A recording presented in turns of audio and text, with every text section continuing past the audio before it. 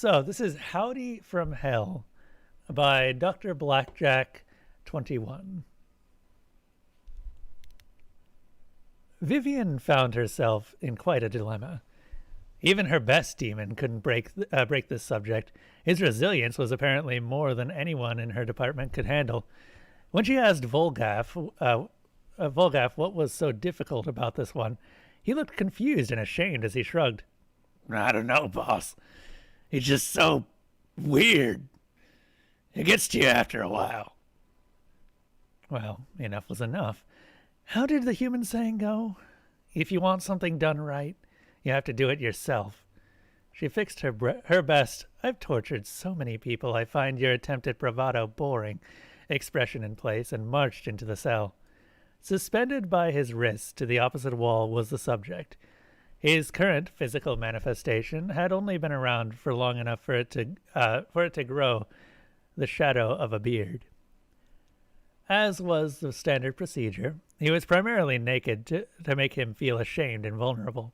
His physique was nothing special, even by human standards. His muscles were underdeveloped, and he had a bit of a belly to him, but nothing else noteworthy stuck out. Right now, the subject was still intact since, in his frustration, Volgaff had apparently atomized the subject's last body, and this one was newly issued, all of its musculature and nerves intact.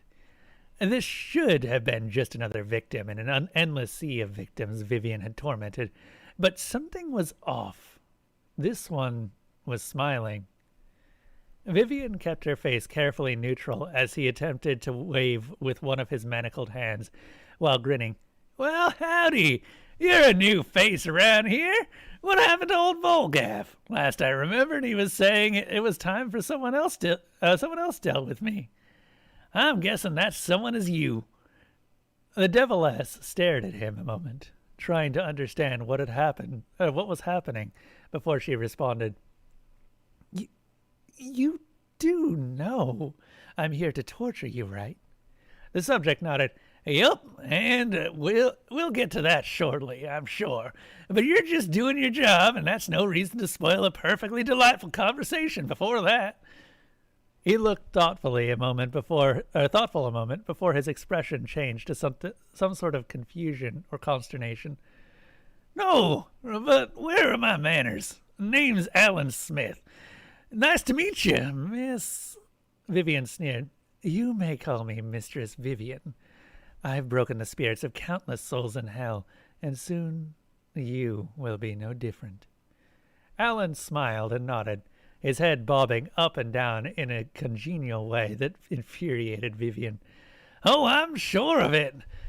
No doubt about it. As soon as you walked in, I said to myself, now there's a woman who knows her business. You're in for it this time, Alan." He looked thoughtful a moment before his expression turned apologetic. "But I'm afraid Mrs. Vivian is too much of a mouthful for little old me, so I'll just call you Vivian and you can call me Alan. I'm pretty sure before we have done here, we're going to be on pretty close terms after that. No reason to let a bit of stuffy formality get between us." Vivian's face contorted in rage at his audacity. "Before I'm through with you, you'll be begging for the privilege of calling me whatever I tell you to. I will visit torments on you unlike anything you've ever dreamed of. So consider this your first actual day in hell, and pray that it's your last."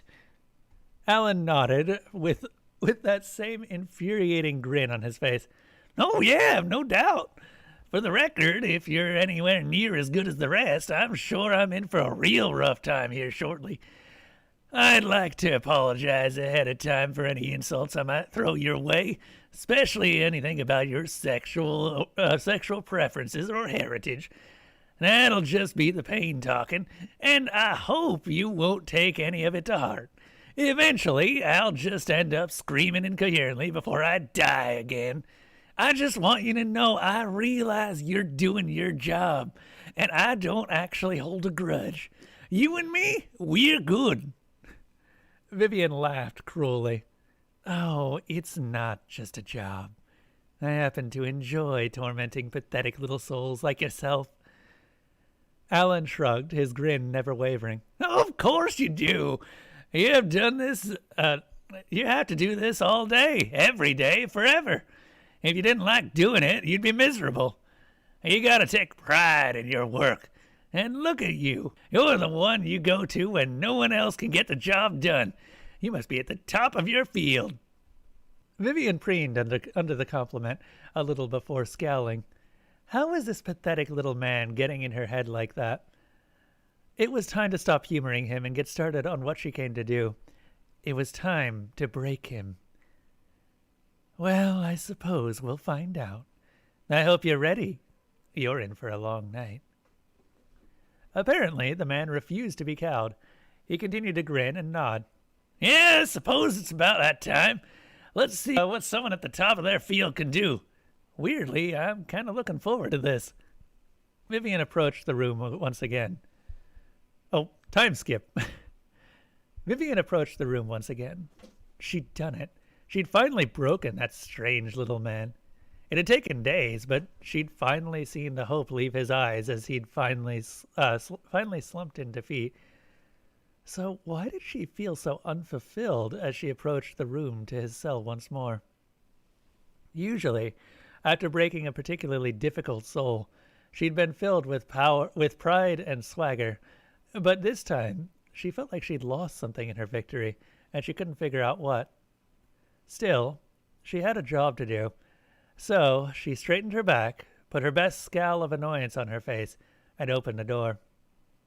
There was the pitiful human. Alan was his name. She could see the hopelessness in his eyes as his gaze met hers. He took a breath, probably to scream, cry, or beg for mercy.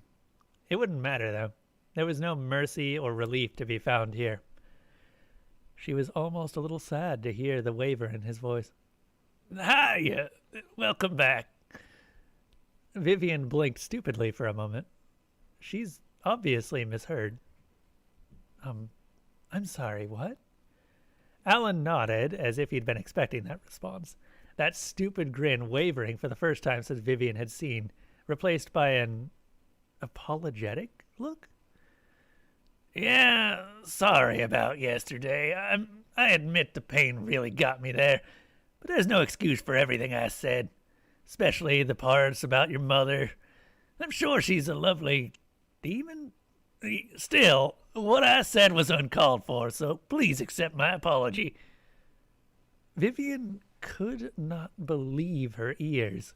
After everything she'd said and done to him the last couple of days, this Alan was apologizing to her? True, some of his insults had been more imaginative than usual, especially those where he described a series of acts that Vivian was confident was physically impossible for the participants involved. But after a few centuries, the insults of victims spewed as they were suffering just became background noise, something to be forgotten or ignored. Before she realized what she was doing, Vivian responded, yeah, don't worry about it. All's forgiven. Alan's smile returned, more dazzling than before. Thank you so much. I was worried I went too far with some of those. Though, in my defense, you were even better than I'd expected. Still, there's no excuse. The shackled man gave his best shrug. Well, best leave that stuff behind us. Today's a new day. I've got me a new body, and I'm with the most beautiful demon in all of hell. So, tell me, how's your day going? Vivian blinked rapidly. This was all probably just some stalling tactic to buy himself more time. You know nothing you say or do is going to save you, right? You're in hell. There's no escape. I will torment you as long as it takes to leave your soul broken and empty. Alan nodded in that same stupid, empty-headed way of his. Oh, yeah, for sure. But that's no reason to be rude, eh? Well, we'll get there when we get there. But this here is the best part. We get to chat for a little before you get to work, and I get to enjoy your company. No reason to let what's coming ruin the here and now. Vivian laughed with only a slightly hysterical edge behind the sound. Did I hear you right? Eternal punishment and suffering is no reason to ruin a few minutes of chatter before the torment begins for the day. I can't figure out if you're insane or just plain stupid. Alan's face had a serene expression on it as he nodded in agreement once more. Was he capable of any other head movement? Well, I suspect it's a little of column A and a little of column B. You know, I've been here a little over 1,000 years already. At first, I hated y'all and everything you did, but then one day my demon came in and I just started going on about how bad his week was going. He complained about how overworked he was and how stressful his job was. All I could do was shrug and answer sarcastically, "Tell me about it." And he did. He spent the better part of the day just going on about how bad his day was to the guy he was supposed to torment as soon as he was done. Vivian looked nonplussed. And let me guess, you realized we are just like you, and right then and there decided to have a brighter outlook on life? For once, Alan shook his head no. Hell no! He tormented me for decades before this. Why would I care about his problems? But, like you thought a bit ago, I realized this could buy me a few precious moments before he started tormenting me again, so I played along. This went on for years. He'd come in and I'd lend a sympathetic ear. As a bonus, I got to catch up on all the gossip in hell.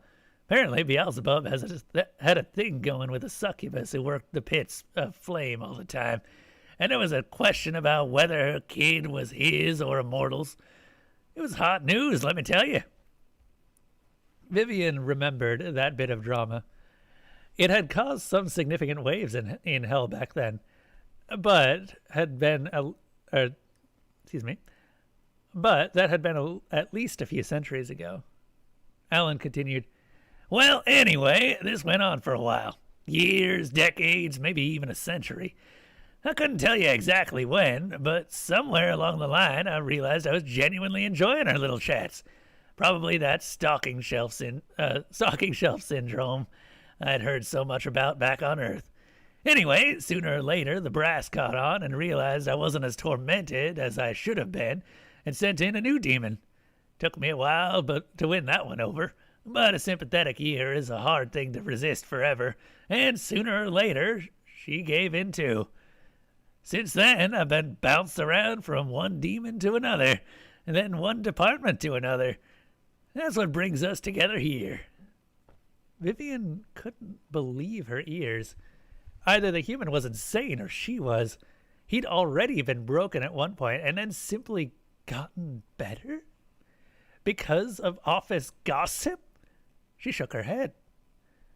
Okay, whatever. The inane drivel stops here. It's time for me to get to work. Alan went right back to nodding, with that infuriating, apologetic look on his face. Fair enough. I suppose I chatted your ear off a bit there. For the record, despite what I'm probably about to say, I would never actually judge you based on your sexual preferences, whatever you are. They got a right to pursue happiness however you choose. And I wish you luck with that. Now, let's get started. Vivian was exhausted. It had been a long day. She'd been torturing this odd little human who demanded over and over to speak with the manager of hell. She'd broken the human spirit, eventually, but it had taken longer than anyone short of that idiot Alan. Right now, all Vivian wanted to do was sit back and relax after a long day. After all, she'd earned it.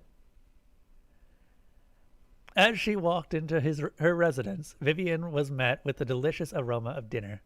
Then, as she set down her case files, she was greeted with the now familiar, "Well, howdy!" Alan poked his head out from around the kitchen doorway. "Oof, you look rough. Long day?" Vivian nodded exhaustedly. Yeah, I had a real alpha Karen today. Took a lot longer to break than usual. I actually had to fall back on the flaming clown spiders. Alan shook his head in disgust. "Oh, yeah, I remember those. A real nightmare fuel, that. Well, anyway, never mind. why don't you come in here and take a load off and tell me all about it? I got some chicken fried steak cooking up, and dinner'll be ready in no time. Vivian leaned in and gave Alan a quick peck on the cheek. You're sweet. Tell me, how was your day? Alan handed her a glass of something called sweet tea, and then got back to working the mysteries of the kitchen he'd insisted they installed when he moved in. Oh, same old, you know. Narlac the Ever-Burning hasn't had a proper pedicure for those hooves of his in over a century, so I cleaned them up right quick while we went over his torment regimen, just like those horses back home. And don't tell him I said that. Anyway, I found a few weak spots in his torment, and I bet he'll see a 10% increase in efficiency for breaking bank managers from here on out. Vivian nodded while sipping her drink. Excellent. I hear the new intern is in charge of your torment next week. Unfortunately, he's a bit overeager and keeps atomizing his victims before they can break. Alan grinned. Well, as hell's first official torment auditor, I'll see if we can straighten him out right quick. Oh, if you can remember, could you pick me up some sweet potatoes tomorrow after work? I got another recipe that'll knock your socks off. He looks at Vivian's cloven hooves pointedly for a moment. Figuratively speaking.